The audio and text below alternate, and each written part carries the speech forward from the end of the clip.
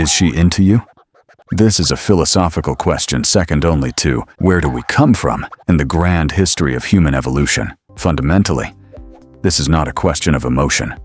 It's a data analysis problem, and it's one with an extremely small sample size, immense signal noise, and an analytical instrument, your brain, that is already severely compromised. It's common knowledge that your brain's primary objective is not to find objective truth, but to ensure your genetic material continues to exist, even if only in theory. Therefore, it comes pre-installed with a powerful algorithm called confirmation bias. This algorithm works like an overly enthusiastic personal assistant, automatically highlighting any piece of evidence that might be favorable to you, while flagging all contradictory data as spam. Let's say she uses LOL in a text. Your brain immediately decodes this as signal, a strong positive indicator. She is deeply captivated by my sense of humor.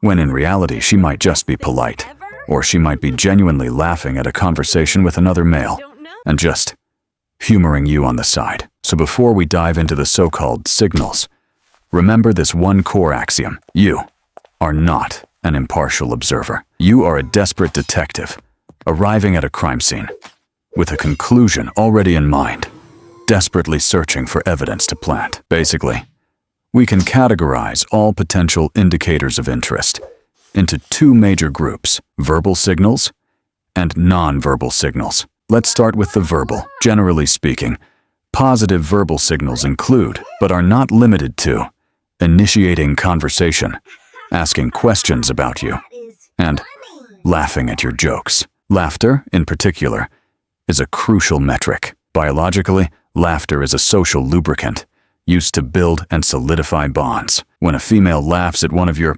arguably mediocre jokes, it's often interpreted as a subconscious attempt to build a connection. She'll ask what you did over the weekend, what your hobbies are, what your opinion is on the migratory patterns of Canadian geese. This demonstrates that she is investing her most valuable resource, time and mental energy, to build a user profile of you. In the mating market, this is the equivalent of performing due diligence. Sounds optimistic, doesn't it? The logic is sound. The evidence is clear. In reality, it is not. I once told a girl a joke about Schrodinger's cat. She laughed for a full 5 seconds. I concluded at that moment that our relationship had been quantumly entangled. I found out later. She just thought the way I tried to explain a physics joke was pathetic. The laugh wasn't, "I like you."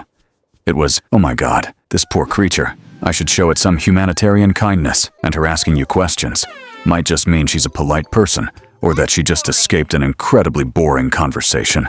And you are simply the less boring alternative. To be honest, in social situations, silence is so terrifying that people will ask anything to avoid even a second of awkwardness, including the migratory patterns of Canadian geese. So, verbal signals are fundamentally unreliable. They are encrypted data, and you do not have the key. So what about non-verbal signals? In theory, they're more honest, because many of these cues are subconscious and harder to fake. Common knowledge. The classic non-verbal indicators of interest include sustained eye contact, orienting her body towards you, unconsciously mirroring your actions, known as the chameleon effect, and playing with her hair during conversation. Eye contact is the most frequently cited. If her pupils dilate while she's looking at you, and her gaze is steady, science tells us this is a powerful signal of physiological arousal. Her brain is saying, "I am interested in this target." And the chameleon effect. You pick up your glass, she picks up hers. You lean in, she leans in. This is a deep subconscious sign of rapport. It says, we are on the same team. I am in sync with you. This is practically a slam dunk, right? This has to be it. The good news is, in theory, yes. The bad news is, you live in the real world, not a theoretical physics lab. I once had a 2-hour conversation with a girl at a coffee shop. She maintained perfect eye contact the entire time. Her body was fully oriented towards me. We even took synchronous sips of coffee 7 times. I was already shortlisting universities for our future children. I said to myself, bro, this is it. All systems are good.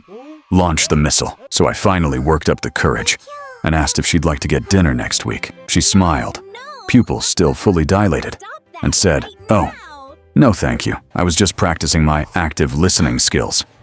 My communications coach said it's great for job interviews. You've been a really great practice partner." Yeah, I wasn't a potential mate. I was a human-shaped sparring dummy, a free interview simulator. She wasn't looking at me. She was looking at the Goldman Sachs job offer behind me. So you see, the hair twirling could be an itchy neck. The body orientation could be because you're blocking the air conditioner, and the dilated pupils might just be because the lighting in the coffee shop is just so damn dark. Here's the thing. The brutal truth about is she into you? You will never have a 100% conclusive data report. Every piece of evidence you gather can be rendered meaningless by a single confounding variable you are completely unaware of. The harder you look for signals, the more your confirmation bias will kick in, and you will interpret everything as the answer you want it to be. She says, "Good night." You think it's sweet. She doesn't say good night. You think she's playing hard to get. She leaves you on red. You think she's testing you. Ironically, in this game, you are simultaneously the player, the referee, and the idiotic goalkeeper who keeps kicking the ball into his own net. So, what's the solution? To be honest, a perfect one doesn't exist, but the least bad option is probably to stop analyzing. Stop treating your interactions like a code that needs to be cracked, because the more you analyze, the further you drift from reality. The good news is, abandoning this futile analysis will free you from endless anxiety. The bad news is, it also means you have to face the most primal fear of all, the small possibility, for me, high probability, of rejection. Or you could just keep analyzing, keep gathering data, keep perfecting your spreadsheet. After all, having a flawless document of all your failures is its own kind of achievement, right? At least, it's a contribution to science.